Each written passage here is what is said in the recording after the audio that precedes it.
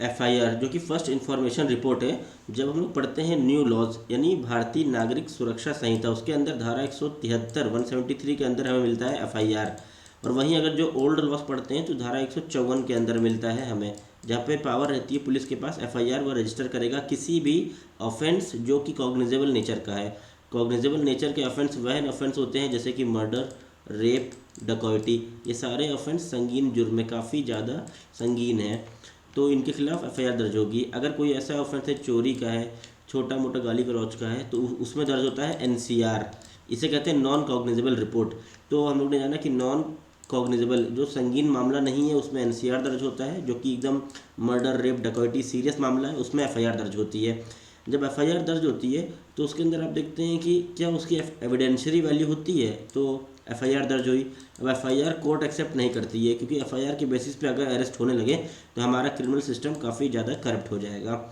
अब लेकिन इसकी एविडेंशियरी वैल्यू तो नहीं है, बट इसको as a corroborative evidence use किया जाता है। जैसे कि मान लो एफआईआर दर्ज हुई तो उसके ऊपर criminal law in motion start कर सकते हैं, यानी एफआईआर दर्ज होती है, उसके बाद इन्वेस्टिगेशन होती है, तो इसके बेसिस पे अरेस्ट नहीं होते हैं, सिर्फ एफआईआर के बेसिस पे। एफआईआर दर्ज होते ही तुरंत ही इन्वेस्टिगेशन होती है अगर कॉग्निजेबल नेचर का ऑफेंस है।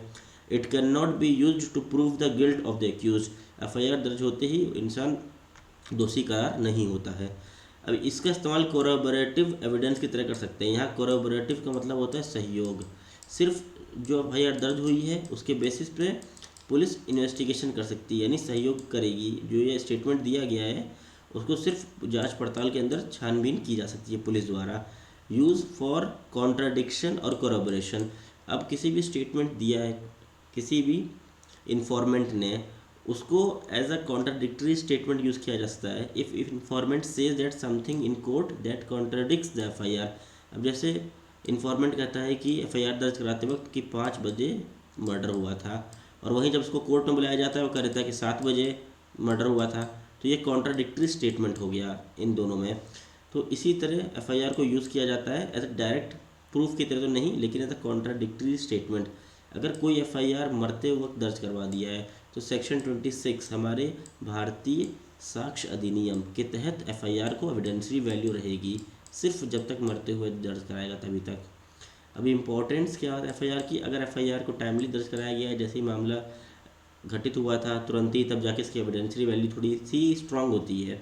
अगर एफआईआर के अंदर डिले हुआ है, जैसे मान लो मर्डर हो गया है सुबह, एफआईआर दर्ज करा रहे हो रात में, तो थोड़ा सा इसके ऊपर डाउट होता है, ऑथेंटिसिटी पे थोड़ा सा डाउट किया जा सकता है। रिलेवेंट केस लॉज देख लीजिए, कुछ इंपॉर्टेंट केस लॉज है।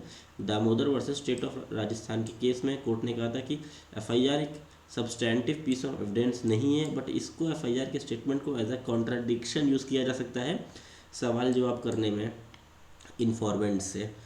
भगवान Singh versus state of MP के केस में कहा गया था कि जो एफआईआर दर्ज हो रही है, तो एफआईआर जैसे घटना मॉर्निंग में हुई है तो मॉर्निंग में ही एफआईआर होनी चाहिए, 1-2 घंटे के अंदर ही, ना कि एफआईआर सुबह हो गई है आप रात में दर्ज करा रहे हो। तो कहा गया था कि एफआईआर को जल्द से जल्द रिकॉर्ड करना है।